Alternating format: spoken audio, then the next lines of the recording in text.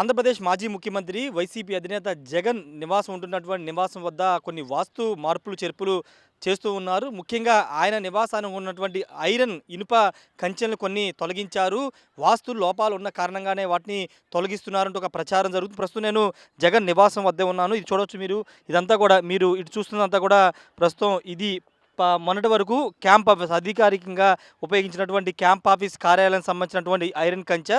ఆ పక్కనే సేమ్ ఇదే విధంగా నివాసం కూడా ఉంటుంది. ఆ నివాసానికి అదేవిధంగా క్యాంప్ ఆఫీస్కి మధ్యలో ఉండేటి ఆ కంచెను తొలగించినటువంటి దృశ్యాలు మనం చూస్తున్నాం. దాదాపు సగభాగం పైగా తొలగించారు. మొన్నటి వరకు కూడా పూర్తిగా అదంతా కూడా కప్పేసి ఉండేది ఐరన్ కంచెతో.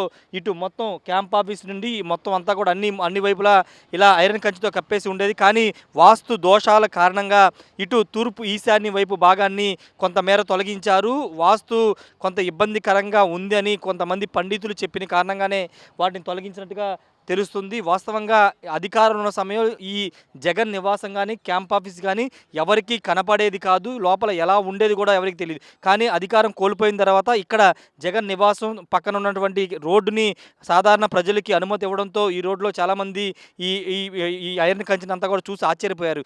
ఈ నేపథ్యంలో ఇప్పుడు వాస్తు లోపాలు ఉన్న కారణంగానే ఇప్పుడు ఈ ఐరన్ కంచెని కొంత తొలగించారని తెలుస్తుంది. తూర్పు ఈశాన్య వైపు క్లోజ్ చేసి ఉండకూడదు, ఓపెన్గా ఉండాలని పండితులు చెప్పిన కారణంగానే తొలగించినట్టు తెలుస్తుంది. ఎక్కువగా అంటే జగన్ ఎక్కువగా ఈ వాస్తుల్ని పెద్దగా నమ్మరని గతంలో ప్రచారం జరిగింది. కానీ ఓటమి తర్వాత కొన్ని నిర్ణయాలు వాస్తు విషయంలో కానీ లేకపోతే కొన్ని నిర్ణయాలు తీసుకుంటున్నారని తెలుస్తుంది. గత కొద్ది రోజుల కిందటే అంటే పార్టీ ఘోర పరాభవం కొంత ఇబ్బందికర పరిస్థితులు ఎదురైన కారణంగానే ఇప్పుడు ఈ వాస్తు దోషాల కారణంగానే కొన్ని జరుగుతున్నాయని కొంతమంది వాస్తు పండితులు చెప్పిన కారణంగానే జగన్ ఈ నిర్ణయం తీసుకున్నట్టు తెలుస్తుంది.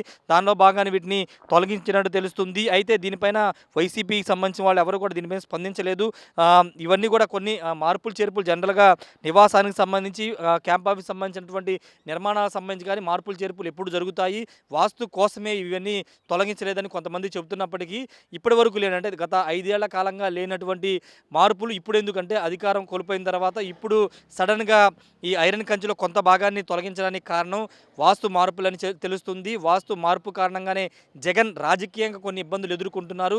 వాటిని తొలగాలంటే వాస్తులో ఆయన నివాసం ఉంటున్నటువంటి ఇంటికి సంబంధించిన వాస్తులో మార్పులు చేర్పులు చేయాలనే ఉద్దేశంతోనే ఇప్పుడు ఐరన్ కంచెని తొలగిస్తున్నట్టు తెలుస్తూ మరోసారి మీరు చూస్తే కనుక చుట్టూ మీకు ఎంత బలంగా ఐరన్ కంచెని ఏర్పాటు చేశారు చూడొచ్చు. ఎవరైనా దాడి చేయడానికి వచ్చినా, రాళ్లు వేసినా, ఏదైనా గన్తో పేల్చిన లోపలికి వెళ్ళకోకుండా ఉండే విధంగా చాలా బలంగా దీన్ని అయితే ఏర్పాటు చేశారు. దీని మీద కూడా పెద్ద ఎత్తున విమర్శలు వచ్చాయి. ఒక ప్యాలెస్ నిర్మాణం చేసుకుని ఒక కోటలాగా దీంట్లో జగన్ ఉంటున్నారంటూ గతంలో టీడీపీ నేతలు పెద్ద ఎత్తున ఆరోపణలు చేశారు. ఎన్నికలు అయిపోయిన తర్వాత ఫలితాల తర్వాత ఈ ప్రాంతాన్ని చూసిన చాలామంది చూసి ఈ స్థాయిలో ఈ విధంగా ఐరన్ కంచెని అంతా పెట్టుకోవాల్సిన అవసరం ఏందని కూడా చాలామంది విరిచిన పరిస్థితి. ఈ నేపథ్యంలో ఇప్పుడు వాస్తు మార్పులు చేర్పులు జరుగుతున్నాయి కాబట్టి అందులో భాగంగానే ఇప్పుడు ఐరన్ కంచెన వెనుకున్నటువంటి ఐరన్ కంచెని అయితే తొలగించారు. ఇంకా కొన్ని మార్పులు చేర్పులు ఉంటాయని తెలుస్తుంది. ఇటువైపున పార్టీ వైపు ఆఫీస్ వైపు కూడా కొంత తొలగించే అవకాశం ఉందని తెలుస్తుంది. ఇప్పటికీ దక్షిణ వైపున అటువైపున కొంత భాగాన్ని కూడా తొలగించారు. ఇప్పుడు తూర్పు ఈశాన్య వైపు ఉన్నటువంటి భాగాన్ని కూడా కొంత తొలగించినటువంటి పరిస్థితి అయితే ఉంది. ఏదేమైనప్పటికీ ఓటమి తర్వాత జగన్ కొంత వాస్తును కూడా నమ్ముతున్నారు. దానిలో భాగంగానే ఇప్పుడు ఇంటికి సంబంధించినటువంటి ఐరన్ కంచెని తొలగించారని కూడా చర్చ నడుస్తుంది. Camera person విజయ్తో Rayesh RTV Tadepalli నుండి. మరిన్ని వీడియోస్ కోసం ఛానల్ సబ్స్క్రైబ్ చేయండి. లేటెస్ట్ అప్డేట్స్ కోసం వాట్సాప్ ఛానల్ ఫాలో అవ్వండి. అండ్ లింక్ డిస్క్రిప్షన్ లో ఉంది.